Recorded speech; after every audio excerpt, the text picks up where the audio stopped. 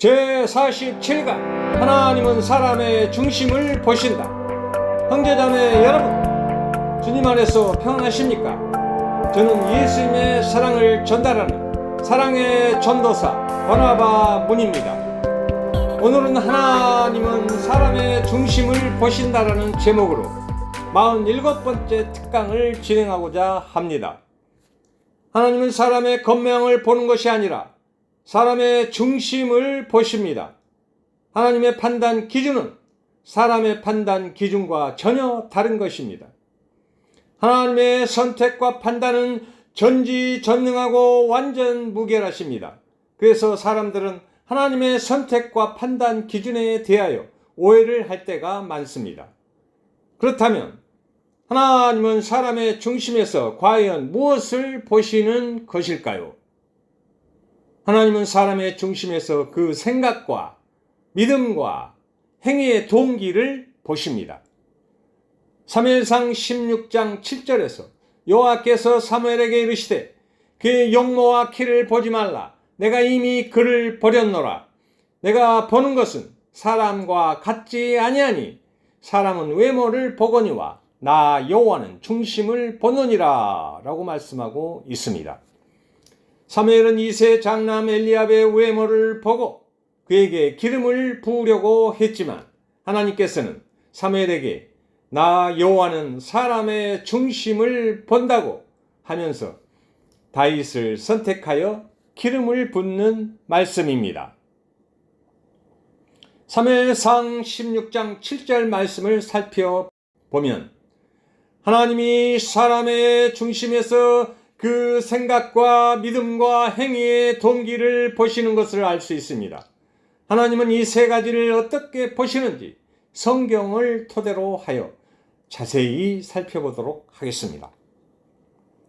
첫째로, 하나님은 사람의 중심에서 무슨 생각을 하는지를 보십니다. 하나님은 사람을 생각하는 동물로 창조하셨습니다.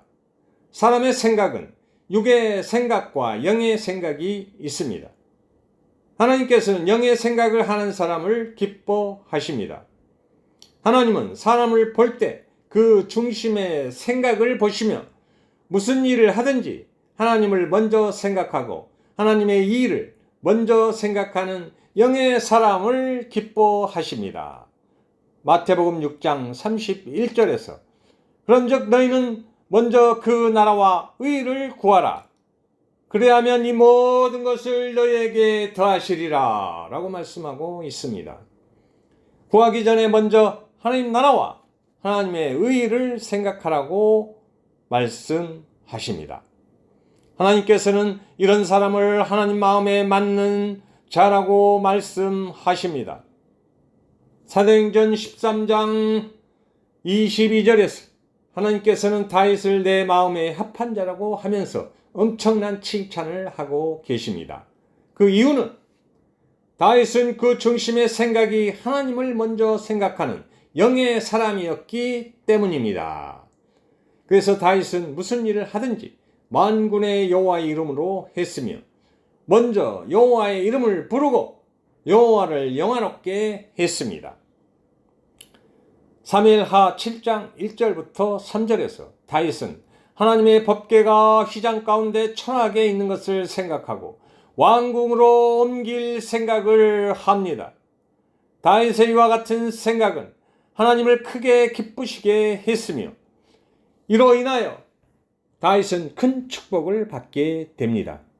하나님께서는 이 일로 다윗을 6가지로 축복하시는데 첫째, 한 곳에 오래 정착하게 하시며 둘째, 서사 때와 같지 않고 원수로부터 떠나 편히 쉬게 하며 셋째, 나라를 견고하게 하며 넷째, 다윗의 씨가 성전을 건축하며 다섯째, 만일 죄를 범하여도 사울에게서 빼앗은 은총을 다윗에게서는 빼앗지 않겠다고 하셨으며 여섯째, 다윗의 집과 나라가 하나님 앞에서 영원히 견고하리라고 엄청난 축복을 해 주셨습니다.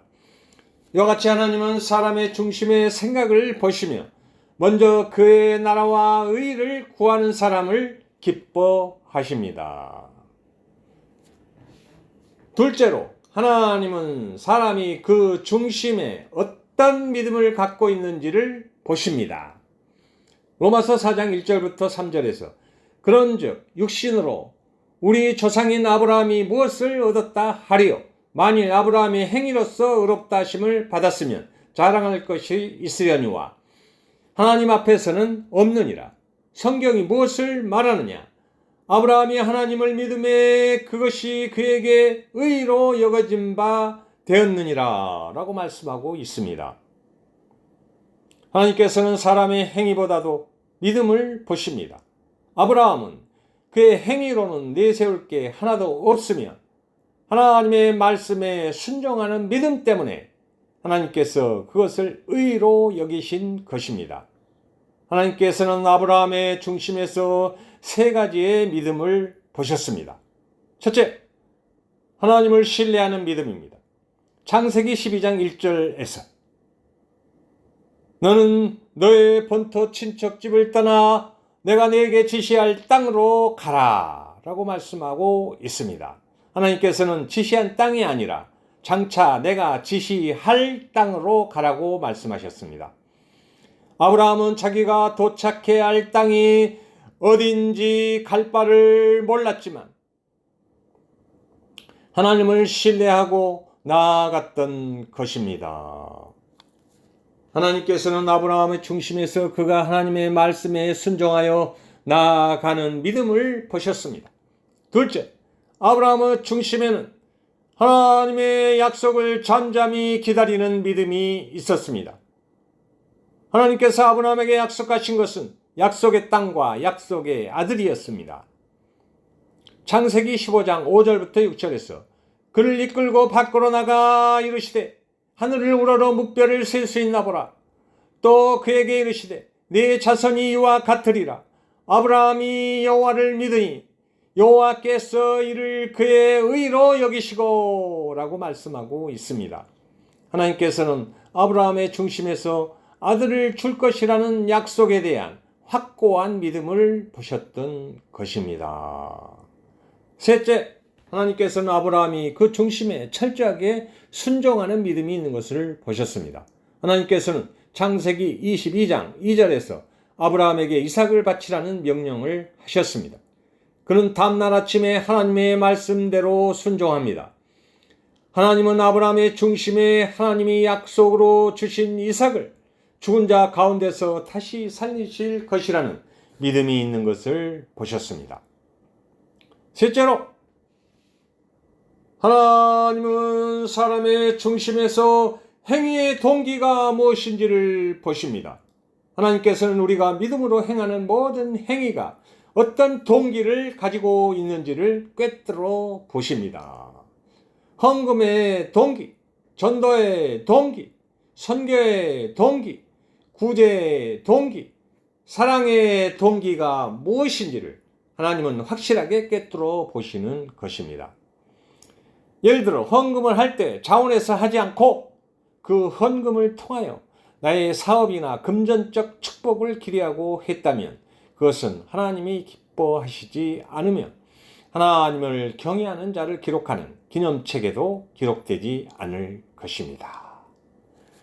그리고 구제를 할 때 구제받는 사람에 대한 긍휼과 사랑의 마음이 없이 나의 의를 쌓기 위해서 하나님과 사람들에게 잘 보이기 위해서 구제를 한다면 그것 또한 하나님이 기뻐하시지 않으며 하나님의 기념책에도 기록되지 않을 것입니다.